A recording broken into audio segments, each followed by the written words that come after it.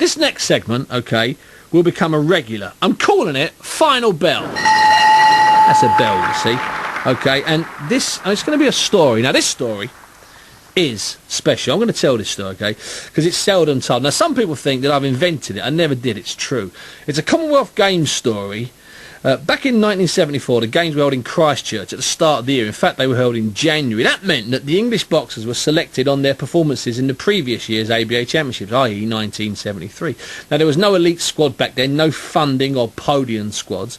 And in 1973, the ABA middleweight champion was from the Sir Philip Game Club in Croydon. His name was Frankie Lucas, and he was a bit of a handful. Now, in the 1973 middleweight final at Wembley, Lucas easily beat Carl Spear. Speak being a place up in Liverpool, okay?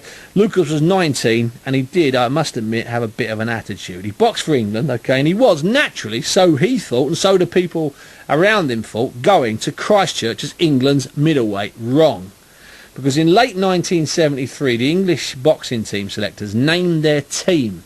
Lucas was out, and amazingly, Spear was in. Now, a lot of rubbish reasons were given for his glaring and insulting omission. Bad attitude being about the most popular, but just because he's got a bad attitude, it's not like he'd done anything wrong. He's just had a bit of an attitude. Now, the decision not to select Lucas angered a lot of good people in amateur boxing, and Lucas was 20 at the time, and it looked like his amateur career, and especially his gold medal dreams, were over, or nearly. Not quite, to be honest with you. There was a white policeman called Ken Rimington who was involved with Sir Philip Game, and he had an idea. Incidentally, it's worth mentioning that Rimington was white, because Lucas, you see, was often accused by a lot of people of being a white-hating racist. Although I remember getting his autograph when I was 12 and him rustling my hair, because I used to have loads of hair, and he certainly wasn't very aggressive when I went to get his autograph outside Manor Place once. Anyway, as I said, he was a handful, but this is the way I look at it.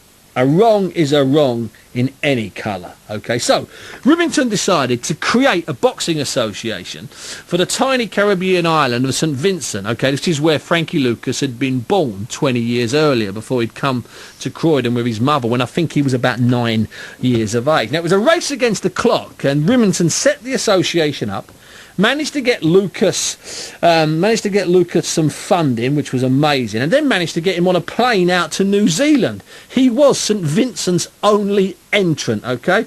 Now, in New Zealand, Lucas was accused of snubbing Princess Anne, and when he was accused of this, and I remember a sort of interview with someone like David Vine, he just shrugged his shoulders. He was there, he wasn't there to win friends and influence people. He was there to win gold medals. He certainly didn't, need to meet Princess Anne. I don't think she had a clue Frankie Lucas was. Anyway, Lucas bombed out a couple, so did Spear. And in the semi-finals, they met, and, well, you guessed it, Lucas won. In fact, he beat Carl Spear hands down. That was sweet victory. Now, we certainly liked that in my house. But in the final, Lucas was up against the Cuban-trained Zambian Julius Lupa. Now, Lupa wasn't just exceptional, he was one of the most fearsome amateurs I think I'd ever seen. He knocked out all of his opponents, and he looked fantastic doing it. But Lucas, well, he was just crazy Frankie from Croydon, wasn't he? Let's not mince our words.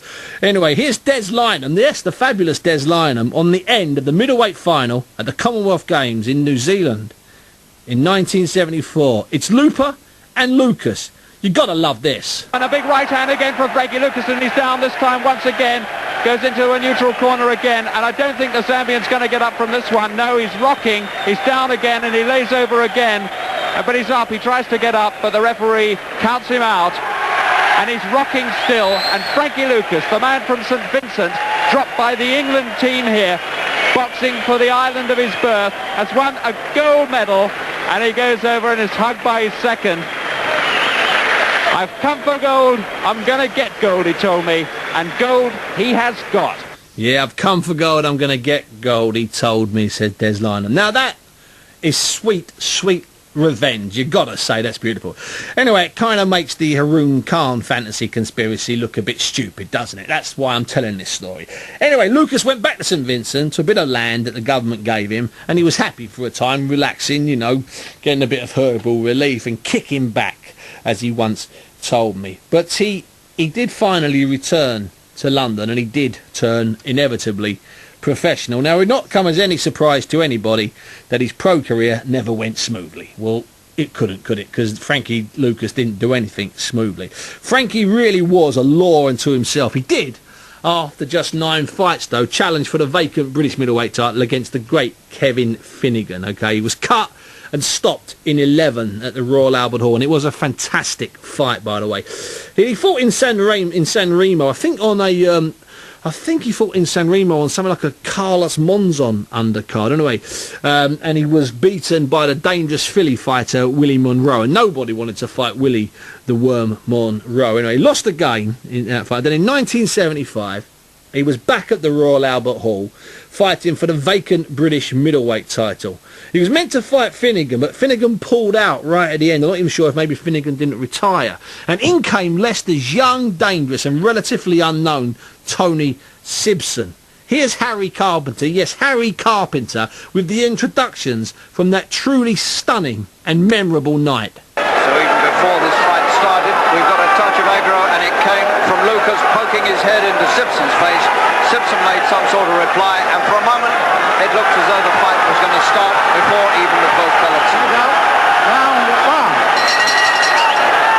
Well, Lucas is the man who's known as the wild man of the ring, and he's come into this ring tonight looking very mean indeed. He's the southpaw in the multicoloured pants. That was Harry Carpenter there, just setting the scene a little bit, you know what I'm saying. Anyway, the fight was, as expected, ferocious. Perhaps a little bit too ferocious, okay? This is not spin. It was savage, and cuts, once again, figured. Well, you could call this a surprising start by Sibson, but now Lucas really opening up with the savage attacks for which he's noted. Let's see how Sibson stands up to this, and he's worked himself out of that corner well. Comes fighting back.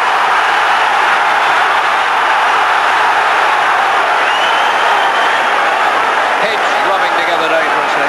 Wally Tom refereeing. There's a cut, and it's on Lucas's face, and Lucas's right eye's gone. Always vulnerable, and he's gone again. And that's the same eye that brought about his defeat when he fought for this title before against Kevin Finnegan. Exactly the same place. He managed to go 11 rounds with Kevin Finnegan, but the eye beat him in the end, and it's cut again here in round 3. Now, I was there that night with my dad, and it was just a sensational night. Anyway, Lucas was getting on top. We all were big Frankie Lucas fans. Anyway, Sibson was in trouble, and then in round 5, this happened. It's back to Sir Harry at ringside in 1979. Sibson takes a deep breath and backs off. Finding it hard to get his breath, Sibson. Got him off! Came back with a marvellous punch. And Lucas has to go down and take the full count. He needs his 90s up again, but he's up very early and he's looking to his corner. 5th round. Sibson may have him here. Got him again. 2 right hands. And he's come straight up. And he's come up too soon, and Sibson's got his chance. Here comes the new British middleweight champion. Gone, gone, gone. Must be the finish, surely. And Lucas doesn't know where he is, and he climbs to his feet, but Wally Tom looks into his eyes. And it's a fantastic win by Sibson. The underdog from Leicester. 21 yesterday, and today comes the real birthday present. He stopped Frankie Lucas in 5 rounds with a series of devastating punches when it looked for all the world as though the body punching might be getting on top of him. What a fight, and what a night. Now, Lucas fought just once more, then he vanished. No, I mean he vanished, okay? Now, 10 years ago, about 11 years ago actually, I set out to find him. I made contact with the people that knew him, Ken Ribblington. Well, he told me that Frankie was dead. Alan Minter, who fought him twice as an amateur, they shared a fight each. He told me he was dead. John Morris, the man in charge of British boxing at the time, well, he told me that he was dead. His old friend, Clinton Mackenzie, well, he told me he was dead. Now, there had been sightings in the early 80s. There was one particular really disturbing sighting of Frankie shadowboxing topless one Christmas in Croydon, in the Whitgift Centre. And then there was another one with him walking along Baker Street with his massive and distinctive afro that turned completely grey. But everybody told me he was dead. His sister thought he was dead. So he was dead. But I just had this feeling he wasn't dead. I was not sure, you understand me? I wasn't sure. So I saw John Conte, who'd sparred a lot with Lucas, and he said, Steve, you know what, Steve? I think I've seen him. I said, when? He said, about 2 years ago. And this was in about sort of about 2000. I went, you're joking, John? He said, no, honestly, I think I've seen him over Hampstead Heath. Anyway, I had an idea. I know Hampstead Heath fairly well, so, and I was right. Frankie Lucas is not dead, even though everyone seems to think he's dead. I found him. And, the gold medal winner from the Christchurch Commonwealth Games, he's not well. He's had some problems. That's why I've never revealed his whereabouts. And I think the Frankie Lucas story is an amazing story. So he is out there. If you want to know more about Frankie Lucas, you can Google him and YouTube him, but he's definitely alive. So when you hear people telling you that Haroon Khan was hard done by, have a little think about Frankie Lucas, if you would, okay? Because that's what it is. That's how we do things here on the Boxing Hour. We're not lightweight like some other shows. We get right to it. We tell proper stories. Now, some